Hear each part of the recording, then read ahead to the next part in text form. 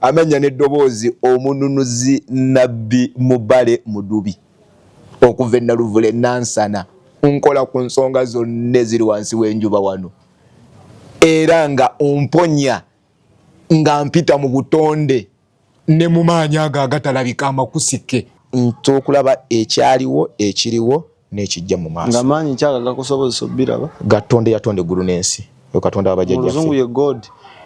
See a God, the creator, the Lord. Kubanga God oyo simutegeera bulungi oyo God. Go overseas and deceive. Kati bwa sitera nnyo kwogera God oyo simutegeera. Naye ntegeera the Lord, ate ntegeera the creator. Omutonzi. Ate era ntegeeza Elohim, ate era ntegeera Elohim.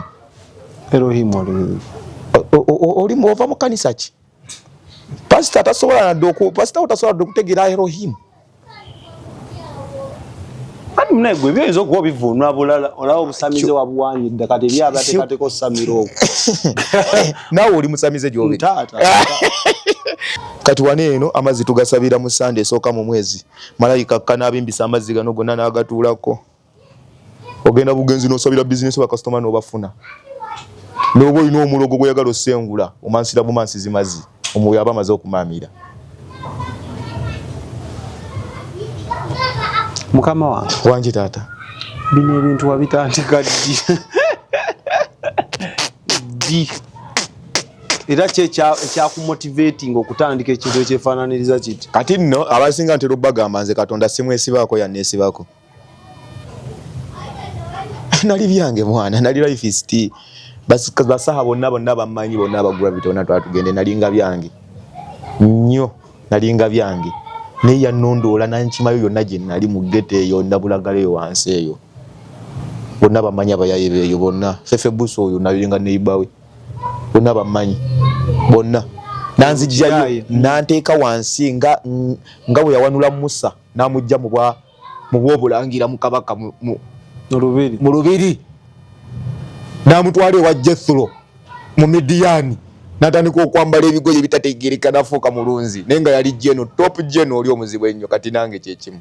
Gwe byatandika bitya like kuba abasinga okweraguzawo ebintu kati kyogamba neeraguza. Ngamba okutandika. Gamba batandika obuweereza. Kale obuweereza nga togamba kale. Ojja kunyiiza abakulu. Oyogedde ku kyattatu. Wano wennyini. Nawe wennyini. 16. Kayini n'ava mu maaso ga Mukama n'atuula mu nsi ya Enodi mu maaso ga Adi. Osogode mu 15. Mukama n'amugamba nti buli alitta Kayini kyaliva awalanwa eggwanga emirundi 7. Mpulira. Mukama n'ateeka ku Kayini akaki akabonero. Gamba namukubako 3. Akabonero. Buli amulaba akole ki? Alemenga okumutta. Yamuteekako 3 kabonero. Aliko kamera si kyekyo? Kati gwe Kayini olyoke oteekako akabonero. Oba oli mwonoonyi wa Katonda. Ndi mwonoonyi wa Katonda. Yamukuba 3. Kuba Kayini yali mwonoonyi. Kati bwogenda mu Revelation agamba nti no I remark ndibateekako akabonero k'obwa Katonda nze kennyini. Okolagana n'abafu. Eyo kamera yagikola si mufu. Zayo ebibye ebyomufu. Yakola kamera si mufu. Eyafa. Bayibuli abalimu balamu. Ekigambo kya Katonda kiramu. Ekigambo kya Katonda kiramu. Lwaki mubagiraginako ne mwogera n'amannya gaabwe? Musa, Yakobo n'abalala bangi. Ibrahim. Osegede bonna si bafu. Ne bali banjawulo. Banjawulo ki? Batambula bulungi olugendo lw'obulamu. Webale nnyo. Bakola bituukirivu. Dawudi yakola bituukirivu. Wangi?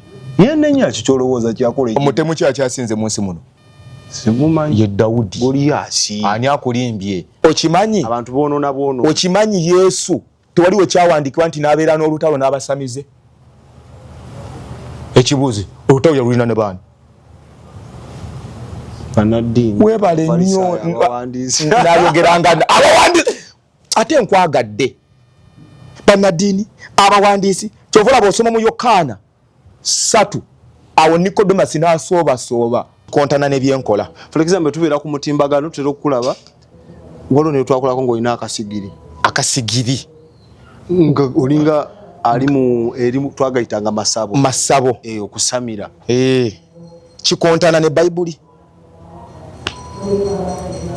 njia okusinzira ku njigiza gye bayigiriza bagambe nti ne waggulu oyambuseyo n'okalaba nga nkasabirako sikumetembagano gwokka akasigiri baso ne banya kekali ate kalala tekafumbirwako kalaba edduka nawe kenyiwa vao nsogenda ne nkuterako n'osabako kyowulya kyoyagala omwaka guno ogenda kukifuna.